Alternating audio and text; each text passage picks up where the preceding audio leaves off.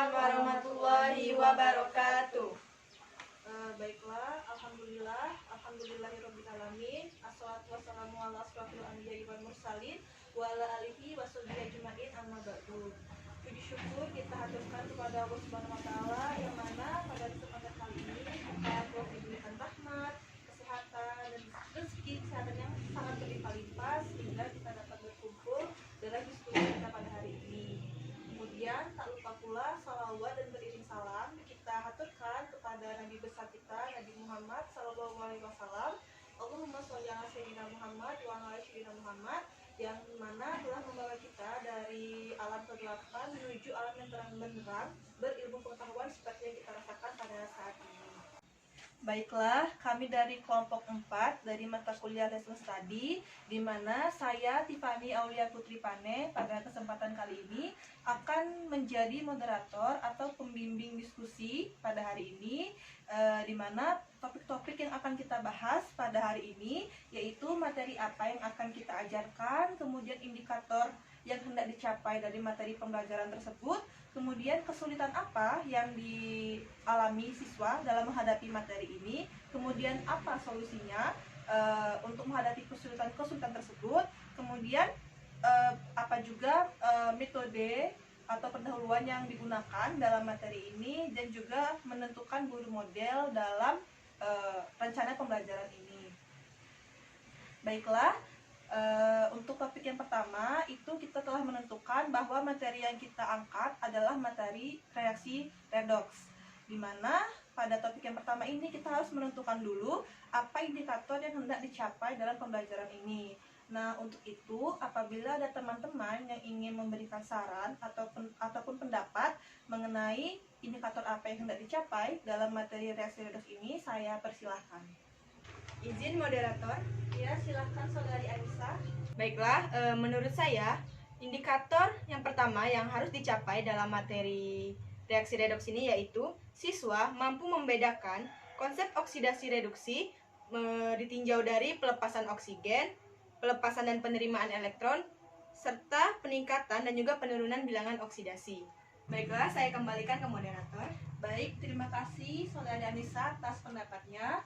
Apakah ada lagi teman-teman yang ingin menyampaikan pendapatnya?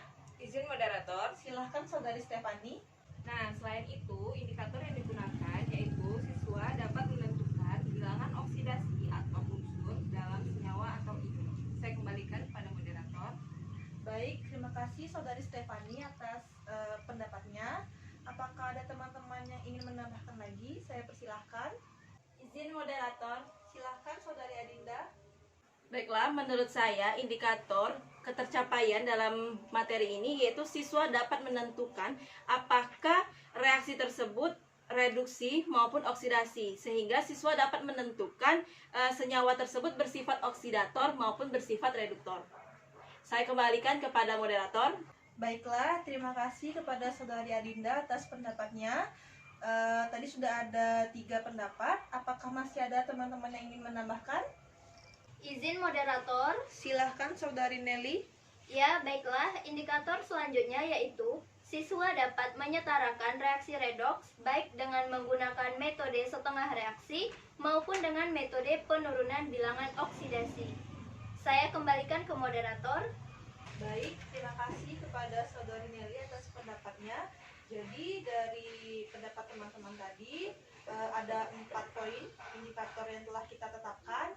Yang pertama itu siswa dapat membedakan konsep reaksi reduksi dan oksidasi ditinjau dari pelepasan oksigen, penerimaan dan pelepasan elektron, dan juga penurunan dan peningkatan bilangan oksidasi. Kemudian yang kedua, siswa itu dapat menentukan bilangan oksidasi dari suatu unsur ataupun suatu senyawa. Kemudian siswa juga dapat menentukan apakah reaksi tersebut itu termasuk reaksi reduksi ataupun reaksi oksidasi, dan juga siswa dapat menyetarakan reaksi redoks dengan menggunakan metode setengah reaksi ataupun juga dengan menggunakan reaksi penurunan bilangan oksidasi atau metode PBO. Nah, apakah dari indikator ini masih ada tambahan lagi atau sudah cukup? Menurut saya sudah cukup. Baik, terima kasih kepada teman-teman semua. Kemudian kita memasuki ke topik selanjutnya, yaitu kesulitan yang dihadapi siswa dalam mempelajari reaksi redoks ini. Nah, untuk itu, apakah ada teman-teman yang memiliki pendapat mengenai kesulitan apa sih yang dihadapi siswa dalam mempelajari reaksi redoks di sekolah? Izin moderator.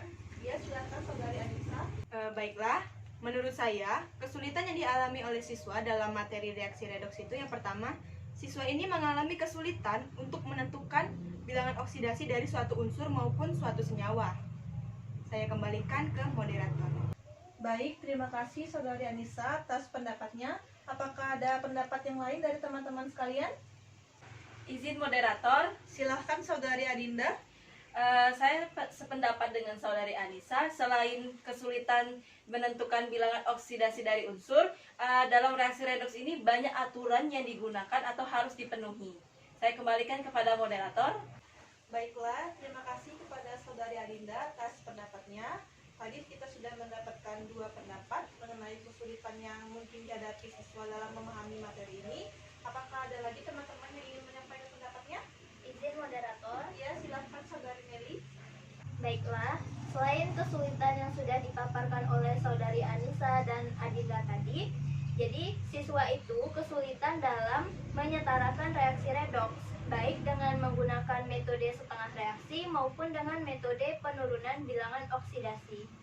Saya kembalikan ke moderator. Baiklah, terima kasih kepada Saudari Nelly yang telah memberikan pendapatnya. Apakah masih ada lagi teman-teman yang ingin menambahkan?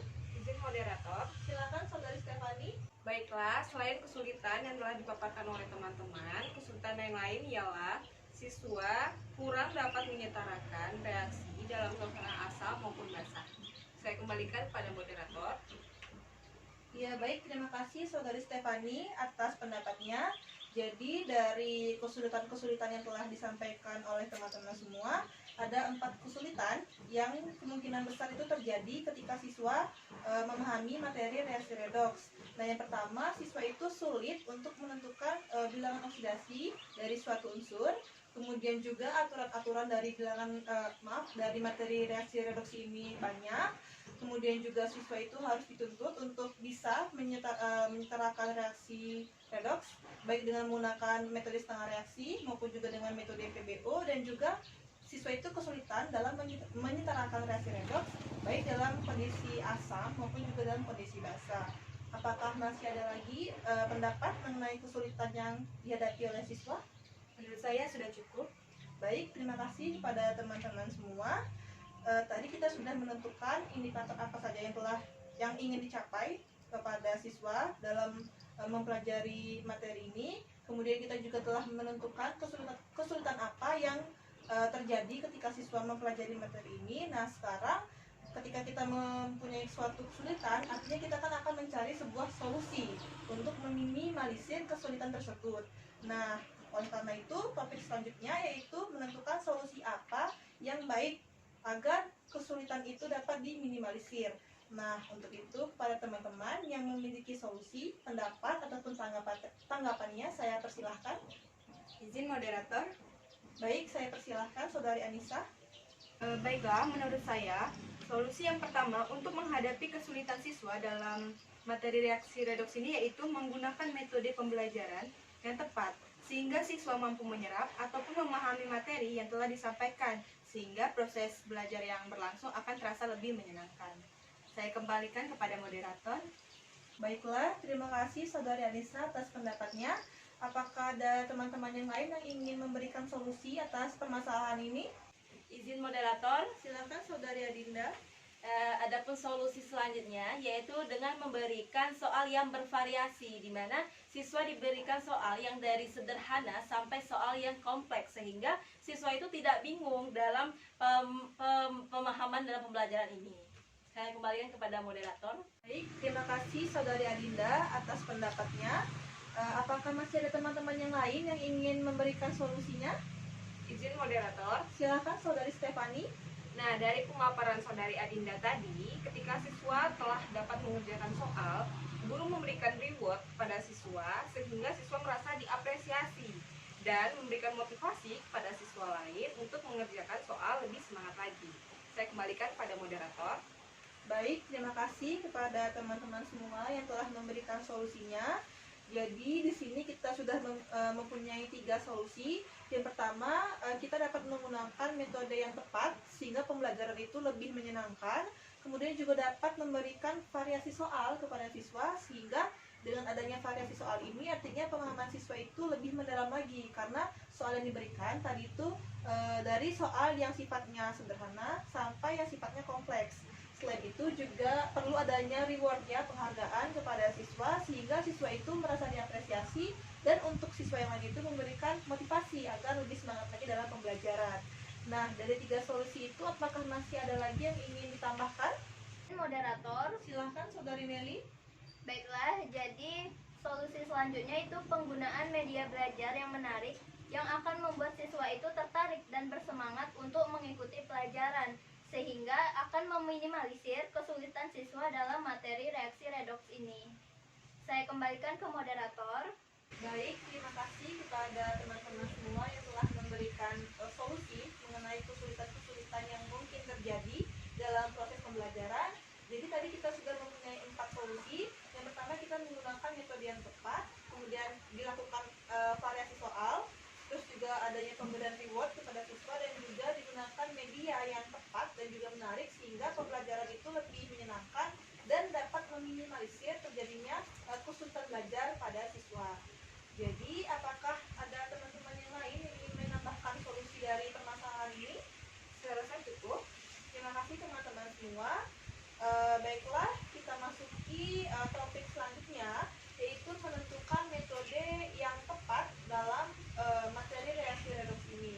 Nah, adapun apabila teman-teman memiliki ide atau saran atau juga pendapatnya beserta alasan mengapa harus menggunakan metode tersebut, saya persilahkan. Izin moderator, Silakan Saudari Stefani. menurut saya metode yang tepat digunakan pada materi reaksi redoks ini yaitu metode ceramah. Mengapa saya katakan demikian? Karena pada metode ini siswa lebih membutuhkan bimbingan oleh guru. Saya kembalikan kepada moderator. Baik, terima kasih kepada Saudari Stefani atas sarannya. Jadi tadi Saudari Stefani itu mengatakan bahwa metode yang bisa digunakan yaitu metode ceramah. Apakah masih ada lagi teman-teman yang ingin memberikan saran? Izin moderator, Silakan Saudari Anissa. saya sangat setuju dengan pendapat Saudari Stefani tadi yang mengatakan bahwa kita dapat menggunakan metode ceramah dalam pembelajaran ini karena memang siswa sangat membutuhkan bimbingan ya pada materi redoks. Akan tetapi jika hanya ceramah dari awal pembelajaran hingga akhir pembelajaran akan terasa membosankan dan siswa akan kehilangan semangat belajarnya.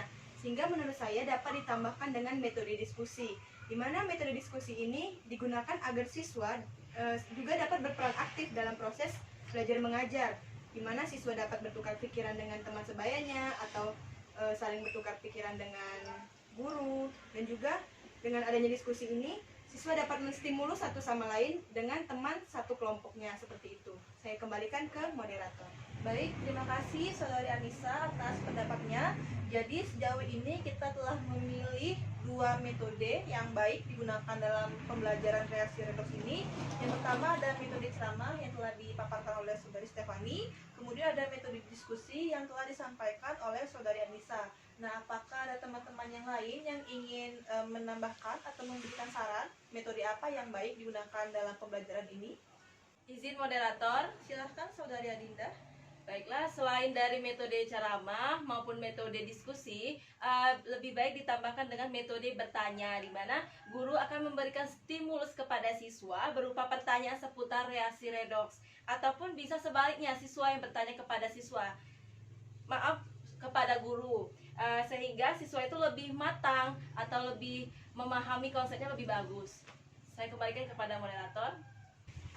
Baik, terima kasih kepada Saudari Adinda atas sarannya. Berarti sudah kita tampung ada 3 metode yang digunakan dalam pembelajaran ini. Yang pertama ada metode ceramah, terus yang kedua ada metode diskusi, dan yang terakhir disampaikan Saudari Adinda yaitu metode tanya jawab. Dan apakah ada lagi metode yang ingin disampaikan pada pembelajaran ini? Saya rasa cukup, moderator. Baik, berarti kita sudah memilih 3 metode yang akan digunakan dalam pembelajaran ini. Yang pertama itu metode ceramah. metode diskusi dan juga metode tanya jawab. Baiklah, tadi kita sudah menetapkan yang pertama sudah ada indikator yang tidak dicapai, kemudian kesulitan yang dihadapi siswa, kemudian bagaimana solusinya, dan juga metode apa yang paling baik dan tepat digunakan dalam pembelajaran ini, beserta juga alasan dari teman-teman semua. Kemudian kita masuki ke topik yang terakhir, yaitu menentukan guru model. Jadi dalam pembelajaran ini kita akan menentukan siapakah yang paling cocok untuk dijadikan guru model untuk melaksanakan pembelajaran ini. Nah, untuk itu dari teman-teman semua, saya meminta pendapat kira-kira siapa yang paling baik di antara kita yang baik ini untuk dijadikan guru model. Saya persilahkan kepada teman-teman.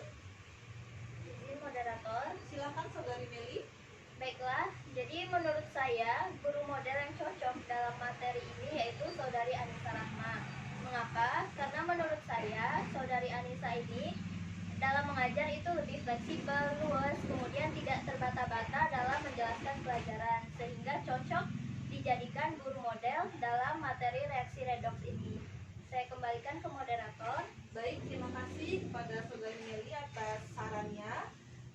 Untuk teman-teman yang lain, apakah ada saran yang lain? Izin moderator, Silakan Saudari Stefani. menurut saya guru model yang tepat digunakan pada materi ini yaitu Saudari Adinda. Mengapa saya katakan demikian? Karena Saudari Adinda memiliki pembawaan yang ceria sehingga dapat menguasai kelas.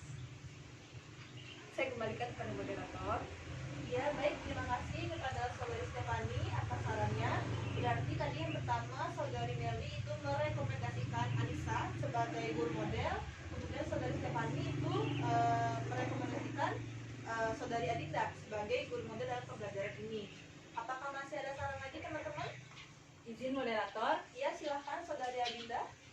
menurut saya setuju sekali dengan Saudari Nelly di mana Anissa Rahma ini cocok untuk menjadi guru model dikarenakan Anissa Rahma ini pembawaan mengajarnya lebih di bawah, lugas dan terampil. Oleh karena itu dibanding saya, Anissa Rahma lah yang cocok untuk menjadi guru model. Kembali ke moderator.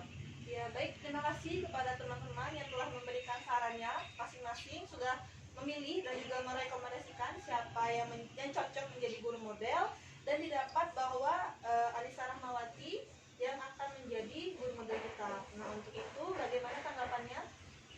Baiklah, saya berterima kasih kepada teman-teman yang sudah memberikan kepercayaan terhadap saya, dan juga saya akan melaksanakan amanah sebagai guru model dalam pembelajaran materi reaksi redoks. Terima kasih. Saya kembalikan ke moderator. Baiklah, kita beri aplaus dulu untuk Saudari Anissa Rahmawati. Berarti dengan adanya pernyataan dari Saudari Anissa tadi bahwa ia telah menyanggupi untuk menjadi guru model dalam pembelajaran reaksi redoks ini. Baiklah teman-teman, itu tadi diskusi kita pada hari ini. Kita telah menentukan untuk merencanakan plan atau lesson studi, dimulai dari menentukan indikator yang hendak dicapai sampai ke menentukan guru model. Oleh karena itu, saya sebagai moderator Tiffany Aulia Putri Pane memohon maaf apabila dalam diskusi ini masih terdapat kesulitan, terdapat ketidaklancarannya dalam pelaksanaan diskusi ini. Dan juga saya tentunya berterima kasih kepada teman-teman semua yang telah terlibat aktif berpartisipasi pada diskusi pada hari ini, sehingga diskusi kita